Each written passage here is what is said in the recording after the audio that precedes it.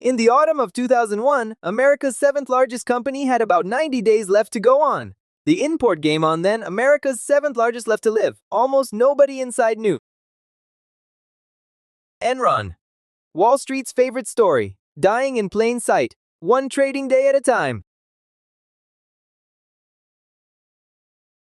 This is the collapse. Day by day, to zero. Follow the money, while the auditors still can. Enron ran out of Houston, Texas, an energy company that had rebuilt itself into a vast trading machine. Fortune magazine had crowned it America's most innovative company 6 years running. 6 years! Nobody else came close. The trick underneath the trophies was an accounting method with a dull name and an extraordinary power.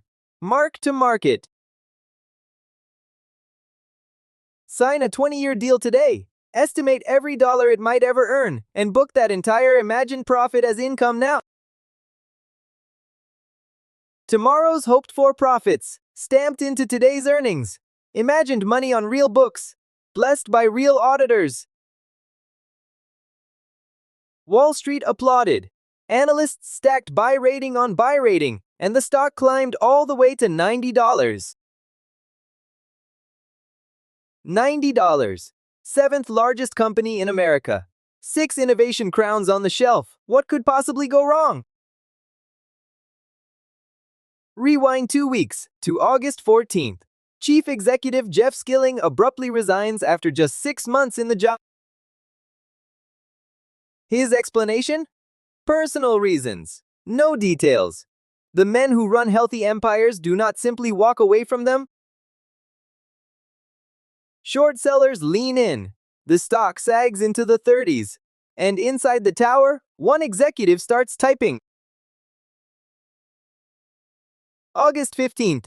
An executive named Sharon Watkins sends the returning chairman, Ken Lay, an anonymous memo. Her warning is precise. Enron could implode in a wave of accounting scandals. Her word? Implode. The memo is read, discussed, and filed politely away. Remember where that drawer is? We will come back to it. September. 90 days left. The stock drifts lower while executives reassure everyone, loudly, confidently, and off.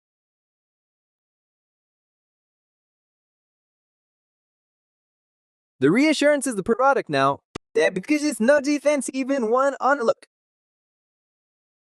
Thousands of partnerships sit off the official books, holding debt the shareholders cannot see and were never meant to. They have playful names and one serious job: make billions in obligations vanish from the balance sheet. And many are run by Enron's own finance chief, who collects fees personally from deals cut against his own company. October 16th. 47 days left. Enron reports a quarterly loss of $618 million. Buried in the same release, almost in passing, shareholder equity reduced by $1.2 billion. Quietly fails. A Wall Street Journal reporter reads the footnote and starts pulling the thread. Day after day, the journal's front page tugs harder. The partnerships, the fees, the finance chief's impossible double role. October 22nd, the Securities and Exchange Commission opens an inquiry. The stock breaks $20. The applause stops mid-clap. At $90, everyone was a believer. At 19, believers are hard to find. October 24th. The finance chief is removed. The hidden partnerships begin surfacing like wreckage after a storm. And then, the same week, a detail that turns scandal into tragedy. Mark this one. Enron's employees hold their retirement savings in company stock, and their accounts are now frozen. An administrative changeover, they're told. For roughly 2 weeks, workers cannot sell a single share. They can only watch the number fall. Executives had sold stock all year. The people who built the place watched their futures drain in real time. November 8th, 24 days left. Enron restates 4 years of earnings, erasing hundreds of millions in reported profit. 1997 through 2000. Withdrawn. The profits were not real. 4 years of fiction. Retracted in a paragraph. The market begins pricing the unthinkable. Trading partners hesitate. Every phone on the floor rings at once. Because Enron's trading desk, the heart of the whole company, runs on one fragile thing: an investment-grade credit rating. The agencies hover one notch above junk, one cut below investment grade, and billions in obligations come due at once. November 9th. Rescue. Rival Carnegie agrees to buy Enron for roughly $9 billion. The tower exhales. Headlines call it salvation. Employees stop refreshing the stock price. The countdown, briefly, seems cancelled. For a few days, it almost holds. The stock steadies. The ratings hold. The story has a survivor's ending. Then Carnegie's accountants open the books and find debts even the newspapers had not found yet. The rescue starts, dying the moment the rescuer understands what it agreed to buy. The countdown reignites. November 19th, a routine filing reveals a $690 million debt, now due almost immediately. The fine print keeps getting worse faster than the front page can report it. 9 days left. The agencies finally cut Enron to junk. Billions in obligations trigger at once.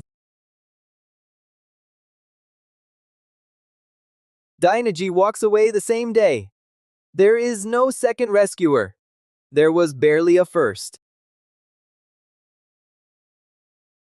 The stock closes that day at 61 cents. 1 year earlier, $80. 4 days left. December 2nd, a Sunday. Enron files for bankruptcy, the largest in American history to that date. The 7th largest company in America. 90 days from admired to erased. The hourglass stands empty. The next morning, 4,000 employees carry cardboard boxes past the news cameras and out of the lobby. Many of them lost their savings and their salary in the same week. Straight fact.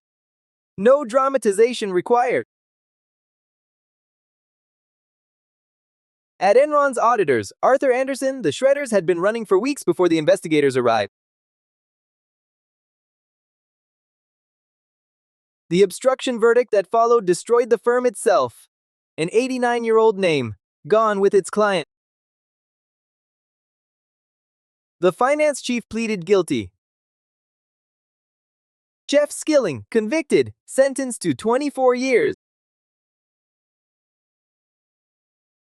Chairman Ken Lay, convicted on every count, and dead before he could be sentenced. And Sharon Watkins' memo rose out of its drawer, becoming Exhibit A before Congress. Told you we would come back. Congress answered with a law, Sarbanes-Oxley, rewriting the rules of corporate accounting to make sure of it. America's most innovative company had been innovating exactly one thing all along: the story it told.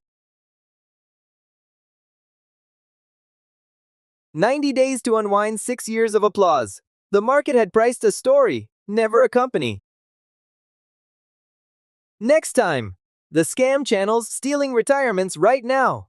Bought audiences, fake gurus, a funnel built for your parents. Follow the money.